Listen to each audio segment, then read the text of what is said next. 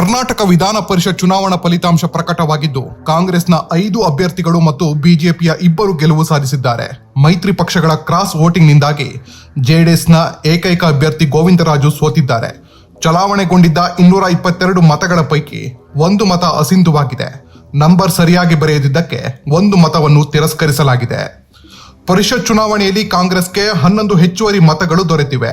Shivaram Hebbar, ST. Somashekar ಹೊರತುಪಡಿಸಿ ಬಿಜೆಪಿಯ 3 ಮತ್ತು ಜೆಡಿಎಸ್ನ 6 ಶಾಸಕರಿಂದ ಕಾಂಗ್ರೆಸ್ ಅಭ್ಯರ್ಥಿಗಳಿಗೆ ಮತ ಚಲಾವಣೆಗೊಂಡಿದೆ. ಹೀಗಾಗಿ ಲಿಂಗರಾಜ್ ಪಾಟೀಲ್ ಗೆಲುವಿನ ಕೋಟಾ ತಲುಪಿರಲಿಲ್ಲ. ಪ್ರತಿ ಅಭ್ಯರ್ಥಿ ಗೆಲ್ಲಲು 27.63 ಮತ ಪಡೆಯಬೇಕು. ಆದರೆ ಲಿಂಗರಾಜ್ ಪಾಟೀಲ್ಗೆ ಕೇವಲ 27 ಮತಗಳು ಸಿಕ್ಕಿದ್ವು. ಜೆಡಿಎಸ್ನ ಗೋವಿಂದರಾಜು 14 ಮತ ಪಡೆದಿದ್ದ ಹಿನ್ನೆಲೆ ಎಲಿಮಿನೇಷನ್ ರೌಂಡ್ ನಲ್ಲಿ ಲಿಂಗರಾಜ್ ಪಾಟೀಲ್ಗೆ ಜಯ ಸಿಕ್ಕಿದೆ. ಆದರೆ ದೊಡ್ಡ ನಿರೀಕ್ಷೆಯಲ್ಲಿದ್ದ ಬಿಜೆಪಿಗೆ ಮುಖಭಂಗವಾಗಿದೆ. ವಿಧಾನ ಪರಿಷತ್ ಚುನಾವಣೆಗೆ ಸ್ಪರ್ಧಿಸಿದ್ದ ವಿಪಕ್ಷ ಬಿಜೆಪಿಯ 2 ಅಭ್ಯರ್ಥಿಗಳು ಜಯ ಗಳಿಸಿದ್ದು, ಕೊನೆಯ ಕ್ಷಣದಲ್ಲಿ ರಾಜ್ಯ ನಾಯಕರು ನಡೆಸಿದ ಚಾಣಾಕ್ಷ ಕಾರ್ಯತಂತ್ರದಿಂದಾಗಿ ಪಕ್ಷಕ್ಕೆ ಉಂಟಾಗಬಹುದಾಗಿದ್ದ ದೊಡ್ಡ ಮುಖಭಂಗ ತಪ್ಪಿದೆ. ಫಲಿತಾಂಶದ ಬಗ್ಗೆ ಪ್ರತಿಕ್ರಿಯಿಸಿದ ವಿಪಕ್ಷ ನಾಯಕ ಅಶೋಕ್, ಯಾವ ಶಾಸಕರು ಕಾಂಗ್ರೆಸ್ ವೋಟಿಂಗ್ ಮಾಡಿದ್ದಾರೆಂದು ಗೊತ್ತಾಗುತ್ತೆ, ಪಕ್ಷಕ್ಕೆ ದ್ರೋಹ ಬಗೆದವರು ಸಿಕ್ಕಿ ಹಾಕಿಕೊಳ್ತಾರೆ ಎಂದಿದ್ದಾರೆ. ಚುನಾವಣಾ ಅಖಾಡದಲ್ಲಿದ್ದ ಬಿಜೆಪಿ ಅಭ್ಯರ್ಥಿ ಆರ್ ರಘುಗೆ 26 ಮತಗಳು ಸಿಕ್ಕಿದ್ರೆ ಲಿಂಗರಾಜು ಪಾಟೀಲ್ಗೆ 27 ಮತಗಳು ಬಿದ್ದಿವೆ. ಈ ಪೈಕಿ ಆರ್ ರಘುಗೆ ಚಲಾವಣೆಗೊಂಡಿದ್ದ 1 ಮತ ಅಸಿಂಧುಗೊಂಡಿದೆ. ಬಿಜೆಪಿ ಅಭ್ಯರ್ಥಿಗಳಿಗೆ ತಲಾ 28 ಮತಗಳನ್ನು ಹಾಕಿಸುವಂತೆ ಹೈಕಮಾಂಡ್ ಸೂಚನೆ ನೀಡಿತ್ತು. ಆದರೆ ಇಂದು ಬೆಳಗ್ಗೆ 30 ಮತಗಳನ್ನು ಹಾಕಿಸಲೇಬೇಕೆಂದು ವಿಪಕ್ಷ ನಾಯಕ ಅಶೋಕ್ ಪಟ್ಟು ಹಿಡಿದಿದ್ರು. ಲಿಂಗರಾಜ್ ಪಾಟೀಲ್ ಮತ್ತು ರಘು ಕೌಟಿಲ್ಯಗೆ ತಲಾ ದ್ವಿತೀಯ ಪ್ರಾಶಸ್ತ್ಯದ ಮತಗಳನ್ನು ಹಾಕಿಸಲಾಗಿತ್ತು. ಹೀಗಾಗಿ ಕೊನೆಯ ಕ್ಷಣದಲ್ಲಿ ಬಿಜೆಪಿಗೆ ದೊಡ್ಡ ಮುಖಭಂಗ ತಪ್ಪಿದೆ. ಬಿಜೆಪಿಗೆ ಈ ಮುಖಭಂಗ ತಪ್ಪಲು ಒಂದು ಕಾರಣ ಯತ್ನಾಳ್ ಕೂಡ ಆಗಿದ್ರು. ಈಗಾಗಲೇ ಬಿಜೆಪಿಯಿಂದ ಉಚ್ಚಾಟನೆ ಆಗಿರೋ ಯತ್ನಾಳ್ ಈಗ ಸ್ವತಂತ್ರ ಶಾಸಕ. ಪರಿಷತ್ ಚುನಾವಣೆಯಲ್ಲಿ ಯಾರಿಗೆ ಬೇಕಾದ್ರೂ ಮತ ಹಾಕಬಹುದು. ಆದ್ರೆ ಯತ್ನಾಳ್ ತಮ್ಮ ಪಕ್ಷದ ನಿಯತ್ತು ಮರೆತಿಲ್ಲ. ಮತದಾನಕ್ಕೂ ಮುನ್ನ ಯತ್ನಾಳ್ ಯಾರಿಗೆ ಮತ ಹಾಕ್ತಾರೆ ಅನ್ನೋ ಪ್ರಶ್ನೆ ಇತ್ತು. ಆದ್ರೆ ಯತ್ನಾಳ್ ಮೊದಲೇ ಬಿಜೆಪಿ ರಾಷ್ಟ್ರೀಯ ಅಧ್ಯಕ್ಷರಿಗೆ ಪತ್ರ ಬರೆದು ನಾನು ಬಿಜೆಪಿಗೆ ಮತ ಹಾಕುವುದಾಗಿ ಹೇಳಿದ್ರು. ಅಷ್ಟೇ ಅಲ್ಲ, ವಿಧಾನಸೌಧಕ್ಕೆ ಬಂದ ಕೂಡಲೇ ವಿಪಕ್ಷ ನಾಯಕ ಆರ್ ಅಶೋಕ್ರನ್ನ ಭೇಟಿ ಮಾಡಿ ನಾನು ನಿಮ್ಮ ಜೊತೆ ಇದ್ದೇನೆ ಅಂತ ಭರವಸೆ ಕೊಟ್ಟಿದ್ರು. ಈ ಪರಿಷತ್ ಚುನಾವಣೆಯಲ್ಲಿ ಯತ್ನಾಳ್ ಬಿಜೆಪಿ ಜೊತೆ ನಿಂತು ದೊಡ್ಡ ಮುಖಭಂಗ ತಪ್ಪಿಸಿದ್ದಾರೆ. ಬಿಜೆಪಿ ತಮ್ಮ ಶಾಸಕರನ್ನು ಹಿಡಿದಿಟ್ಟುಕೊಳ್ಳಲು ವಿಫಲವಾಗಿದ್ದು, ಯತ್ನಾಳ್ ಈಗ ಬಿಜೆಪಿಯಲ್ಲಿ ಇಲ್ಲದಿದ್ರೂ ಹೈಲೈಟ್ ಆಗಿದ್ದಾರೆ. ಈ ಮೂಲಕ ಮುಂದೆ ಬಿಜೆಪಿಗೆ ತಾವು ಅವಶ್ಯಕ ಅನ್ನೋ ಸುಳಿವು ಕೊಟ್ಟಿದ್ದಾರೆ. ವಿಜೇಂದ್ರ ಹಾಗೂ ಅಶೋಕ್ ತಮ್ಮ ಶಾಸಕರನ್ನು ಹಿಡಿದಿಟ್ಟುಕೊಳ್ಳುವಲ್ಲಿ ವಿಫಲರಾಗಿದ್ದನ್ನೇ ಯತ್ನಾಳ್ ಮುಂದಿನ ದಿನಗಳಲ್ಲಿ ಅಸ್ತ್ರವನ್ನಾಗಿ ಬಳಸಿಕೊಂಡು ಒಂದು ವೇಳೆ ಬಿಜೆಪಿ ತಮ್ಮನ್ನ ವಾಪಸ್ ಪಡೆದ್ರೆ ವಿಪಕ್ಷ ನಾಯಕನ ಸ್ಥಾನ ಅಥವಾ ಬಿಜೆಪಿ ರಾಜ್ಯಾಧ್ಯಕ್ಷ ಸ್ಥಾನವನ್ನೇ ಕೇಳುವ ಸಾಧ್ಯತೆ ಇದೆ. ಅದಕ್ಕಾಗಿ ಒಳಗೊಳಗೆ ಈಗ ಎಲ್ಲಾ ತಯಾರಿ ನಡೀತಿದೆ. ಯತ್ನಾಳ್ ಈಗಾಗಲೇ ಪಕ್ಷ ಕಟ್ತೀನಿ ಅಂದಿದ್ರು. ಆದ್ರೆ ಇದುವರೆಗೂ ಅದರ ಬಗ್ಗೆ ಏನೂ ನಡೀತಿಲ್ಲ. ಹೀಗಾಗಿ ಈ ಪರಿಷತ್ ಚುನಾವಣೆ ಫಲಿತಾಂಶ ಯತ್ನಾಳ್ ಹಾಗೂ ಬಿಜೆಪಿ ಭವಿಷ್ಯಕ್ಕೆ ದೊಡ್ಡ ತಿರುವು ಸಿಗುವ ಸಾಧ್ಯತೆಗಳು ಹೆಚ್ಚಾಗಿವೆ. ನಾನು ಭಾರತೀಯ ಜನತಾ ಪಾರ್ಟಿ ಚಿಹ್ನೆ ಮೇಲೆ ಆರಿಸಿ ಬಂದಿದ್ದೇನೆ. ಎಲ್ಲಿಯವರೆಗೆ ನಾನು ಭಾರತೀಯ ಜನತಾ ಪಾರ್ಟಿಯ ಚಿಹ್ನೆ ಅಡಿಯಲ್ಲಿ ಶಾಸಕನಾಗಿರುತ್ತೇನೋ ಅಲ್ಲಿವರೆಗೆ ಆ ಪಕ್ಷದ ಹೈಕಮಾಂಡ್ ಯಾರಿಗೆ ಹೇಳ್ತದೆ ಅವ್ರಿಗೆ ಮತ ಹಾಕುವಂಥದ್ದು ನನ್ನ ನೈತಿಕ ಕರ್ತವ್ಯ. ಅದನ್ನು ನಾನು ಪಾಲಿಸಿದ್ದೇನೆ. ನಾನು ಆತ್ಮಸಾಕ್ಷಿಯಾಗಿ ಯಾರಿಗೆ ಹಾಕ್ಬೇಕಂದಿದ್ದೆ. ಆದರೆ ಪಕ್ಷ ಯಾರಿಗೆ ಹಾಕ್ಬೇಕನ್ನುವಂಥದ್ದು ನನಗೆ ಸೂಚನೆ ಕೊಟ್ಟಿದ್ದು, ಅದಕ್ಕೆ ಹಾಕಿದ್ದೇನೆ.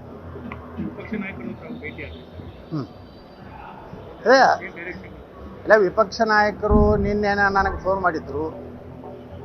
ಅದರ ಹಿಂದಿನ ದಿವಸ ಇವರು ಫೋನ್ ಮಾಡಿದ್ರು, ನಮ್ಮ ಅಶ್ವಥ್ ನಾರಾಯಣ್ ಅವರು. ಅಲ್ಲಿಂದ ಸುಮಾರು ಒಂದು 49 ಬಿಜೆಪಿ ಶಾಸಕರು ನನಗೆ ಬಿಜೆಪಿಯ ಏನು ಸೂಚನೆ ಕೊಡ್ತದೆ ಅವರಿಗೆ ಮತ ಹಾಕ್ಬೇಕಂತ ಹೇಳಿ ಅವರು ಸಹ ಫೋನ್ ಮುಖಾಂತರ ಕೆಲವು ಮಂದಿ ಸಮಕ್ಷಮ ಭೇಟಿಯಾಗಿ ವಿನಂತಿ ಮಾಡ್ಕೊಂಡಿದ್ರು. ನಾವು ಒಂದೇ ಮಾತು ಹೇಳಿದೆ, ಪಕ್ಷ ಇವತ್ತು ನನ್ನನ್ನು ಆ ಚಿಹ್ನೆಯ ಅಡಿಯಲ್ಲಿ ನಾನು ಗೆದ್ದು ಬಂದಿದ್ದೇನೆ. ಆ ಚಿಹ್ನೆ ಅಡಿಯಲ್ಲಿ ಯಾರೇನಿದ್ರು ಅಥವಾ ಯಾವುದೇ ಪಕ್ಷಕ್ಕೂ ಮತ ಹಾಕೋತ ಸೂಚನೆ ಬಂದ್ರೆ ಅದನ್ನ ಹಾಕ್ತೇನೆ ಅನ್ನೋಂಥದ್ದು ಎಲ್ಲರಿಗೂ ಹೇಳಿದ್ದೆ. ಅದರ ಪ್ರಕಾರ ನಾನು ನಡ್ಕೊಂಡಿದ್ದೆ. ಆದ್ರೆ ಇದಕ್ಕೂ ಮುನ್ನ ಶಾಸಕ ಯತ್ನಾಳ್ ಮತ ಹಾಕಲು ಬಂದ ವೇಳೆ ಭಾರಿ ಹೈಡ್ರಾಮವೇ ನಡೆದಿತ್ತು. ಯತ್ನಾಳ್ ಮತ ಹಾಕಲು ಬಂದಾಗ ಮತಕೇಂದ್ರದಲ್ಲಿದ್ದ ಕಾಂಗ್ರೆಸ್ನ ಉಗ್ರಪ್ಪ ಆಕ್ಷೇಪ ತೆಗೆದಿದ್ದು, ಮತ ಹಾಕುವ ಬಗ್ಗೆ ಅವರು ಬಹಿರಂಗವಾಗಿ ಪತ್ರ ಬರೆದಿದ್ರು. ಹೀಗಾಗಿ ಅವರ ಮತವನ್ನು ಮತಪೆಟ್ಟಿಗೆಗೆ ಹಾಕಬೇಡಿ ಎಂದು ಚುನಾವಣಾಧಿಕಾರಿಗಳನ್ನು ಒತ್ತಾಯಿಸಿದ್ರು. ಆದ್ರೆ ಇದನ್ನು ಬಿಜೆಪಿ ಮತಗಟ್ಟೆ ಏಜೆಂಟ್ಗಳಾದ ಎನ್ ರವಿಕುಮಾರ್ ಮತ್ತು ಕೆಎಸ್ ನವೀನ್ ವಿರೋಧಿಸಿದ್ದು, ಅಂತಿಮವಾಗಿ ಉಗ್ರಪ್ಪ ಆಕ್ಷೇಪವನ್ನು ತಿರಸ್ಕರಿಸಿ ಯತ್ನಾಳ್ಗೆ ಮತ ಹಾಕಲು ಚುನಾವಣಾಧಿಕಾರಿ ಅವಕಾಶ ನೀಡಿದ್ದಾರೆ. ಬಸವನಗೌಡ ಪಾಟೀಲ್ ಯತ್ನಾಳ್ ಅವರು ಬಿಜೆಪಿಯ ರಾಷ್ಟ್ರೀಯ ಅಧ್ಯಕ್ಷರಿಗೆ ನಿನ್ನೆ ಒಂದು ಪತ್ರವನ್ನ ಬಹಿರಂಗವಾದಂತ ಪತ್ರವನ್ನ ಬರೆದಿದ್ದಾರೆ. ಆ ಪತ್ರದಲ್ಲಿ ಅವರು ಸ್ಪಷ್ಟವಾಗಿ ಹೇಳಿದ್ದಾರೆ, ನಾನು ಬಿಜೆಪಿಯ ಕ್ಯಾಂಡಿಡೇಟ್ ಅಂತ ಹೇಳಿ.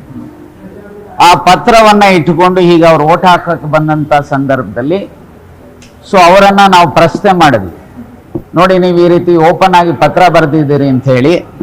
ಹೌದು, ನಮ್ಮ ಭಾರತೀಯ ಜನತಾ ಪಾರ್ಟಿಯವರು ಕಳ್ಳರಿದ್ದಾರೆ, ನಾನು ಆ ರೀತಿ ಪತ್ರ ಬರೀದ ಇದ್ರೆ ಒಂದ್ ನಿಮಿಷ ಪತ್ರ ಬರೀದ ಇದ್ರೆ ನನ್ನನ್ನ ಕಾಂಗ್ರೆಸ್ಗೆ ವೋಟ್ ಹಾಕಿದ್ದಾರೆ ಅಂತ ತಿಳ್ಕೊಳ್ಳುವಂತ ಚಾನ್ಸಸ್ ಇದೆ. ಅದಕ್ಕೋಸ್ಕರ ನಾನು ಪತ್ರ ಬರೆದಿದ್ದೇನೆ, ಆ ಪತ್ರದಲ್ಲಿ ಇಂಥವರಿಗೆ ವೋಟ್ ಹಾಕ್ತೀನಿ ಅನ್ನೋದನ್ನ ಹೇಳಿದ್ದಾರೆ.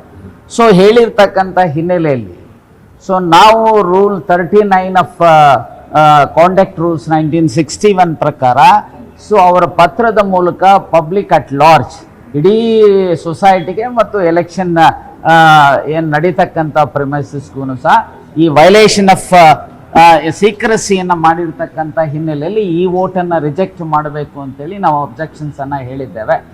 ಆದರೆ ರಿಟರ್ನಿಂಗ್ ಆಫೀಸರ್ ಅವರು ಅದನ್ನು ಪರಿಗಣನೆಗೆ ಮಾಡದೇನೆ ಅವರು ರಿಜೆಕ್ಟ್ ಮಾಡಿದ್ದಾರೆ. ಅಂತಿಮವಾಗಿ it is a matter has to be examined by the court. ಯಾರಾದ್ರೂ ಸಹ ಇದನ್ನು ಪ್ರಶ್ನೆ ಮಾಡತಕ್ಕಂಥ ಅವಕಾಶಗಳು ಕೋರ್ಟ್ನಲ್ಲಿ ಅವಕಾಶ ಇದೆ.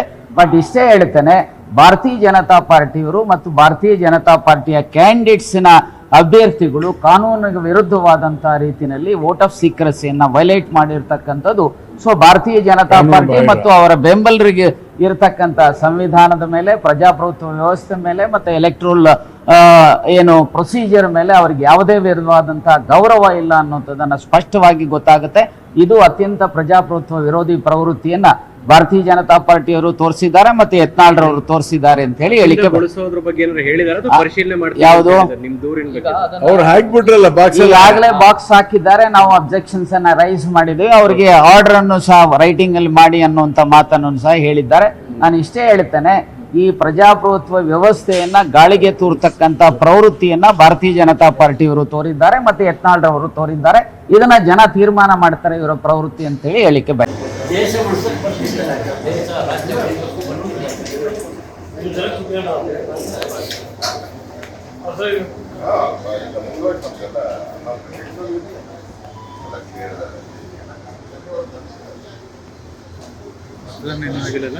ಈಗ ಬಂದ್ರು